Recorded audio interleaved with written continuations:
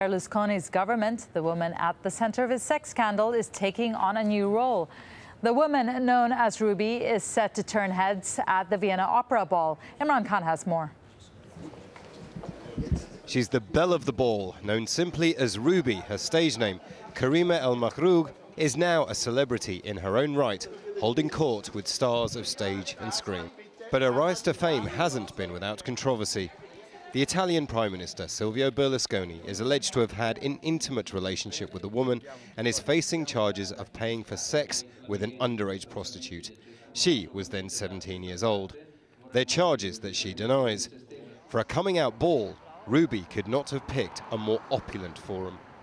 The Vienna Opera Ball is one of the highlights of the world's social calendar. And she's the guest of a 78-year-old construction magnate, Richard Lugner, seen here raising his top hat. His past dates have attracted controversy. Hotel heiress and socialite Paris Hilton was one of them. But as dates go, Ruby looks likely to outdo them all. If the Italian Prime Minister is found guilty, it'll bring down the country's government. But given the smile on her face, Ruby seems to be much more interested in becoming famous as Ruby than in international politics. Imran Khan, AlJazeera. In Brazil, Rio de Janeiro's revelers are adding the finishing touches to the annual carnival. Samba divas, burly police officers and newly elected President Dilma Rousseff will be among the costumes adorning the streets this season. The party gets into full swing when the mayor of Rio hands over the city's key to the king, Momo. That's the carnival's monarch. We'll be back right after the break with the latest on Libya's uprising and all the rest of the news. Stay with us.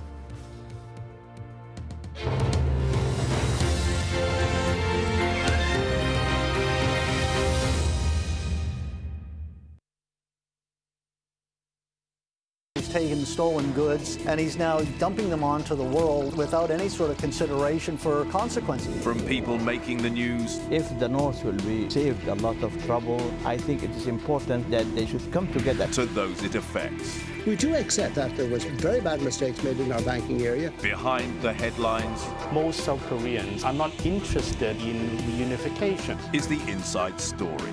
At this time on Al Jazeera.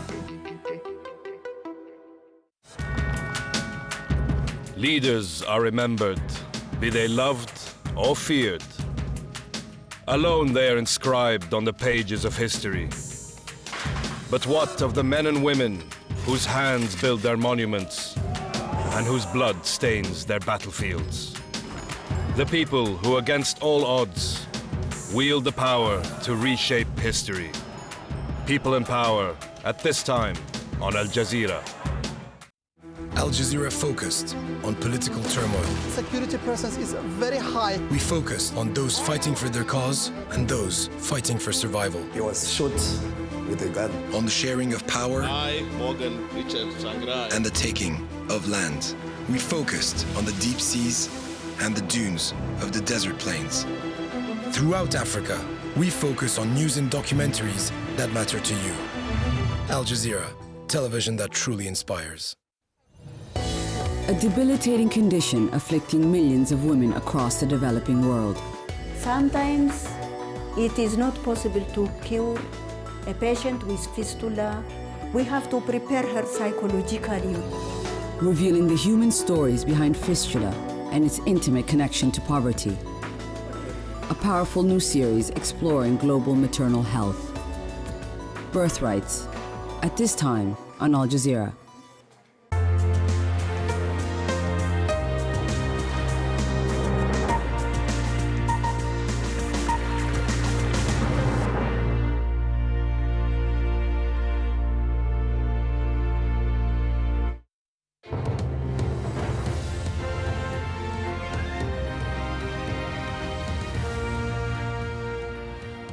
Hello, I'm Divya Gopalan. You're watching Al Jazeera live from Doha, the very latest from the conflict in Libya.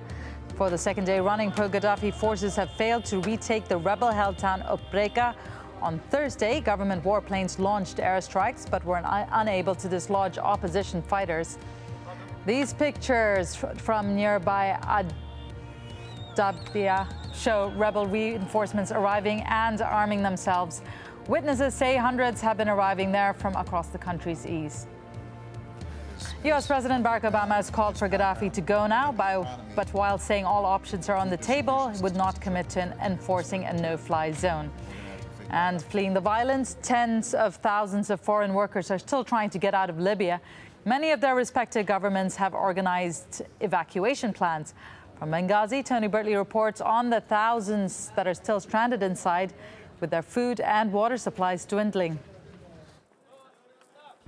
A few possessions in their bags and the clothes on their backs. Migrant workers in Libya on the move, looking to escape somebody else's conflict. These feel destitute and abandoned. The lucrative jobs in an oil-rich country lost in the uprising. At the docks in Benghazi Thursday, yet another boat stands by to collect its human cargo. This time, 600 Syrians board the Captain Abdullah. But in recent days, vessels from China, Vietnam and Europe have come to collect its nationals. أكيد شعور جميل يعني حدا ماشي على بلده بيكون شعوره جميل شعور جميل. We've been here for 3 days, he says. It feels very good to go. At the peak, up to 10 boats a day were setting sail from here, with migrants desperate to flee the danger. More than 30,000 migrant workers have left from this port in the last week. The exodus is slowing, but still they're coming. Countries from all over the world have remembered their nationals, but there are a few, that have been forgotten. In a camp the other side of the harbour, the foreign workers who can't get out, either because they have no money or their governments don't care. Many country people here, Indian, China, Turkey, but all people go back. But our Prime Minister is no helping. They survive because of handouts and donations from Libyans, but it's a basic existence. The problems for these men are compounded by the fact they haven't been paid by their company, and that's hurting their families back home. In some cases, literally dropped everything, including their documents in some cases. So they're travelling home empty-handed. Many are through remittances are supporting quite sizable families back home.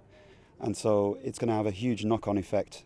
There are more than 2,500 migrant workers here and another 1,000 in nearby camps. But that's what they know.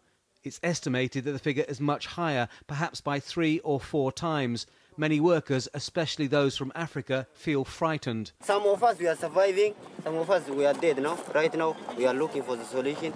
That solution is being provided by international organisations now arriving in Benghazi.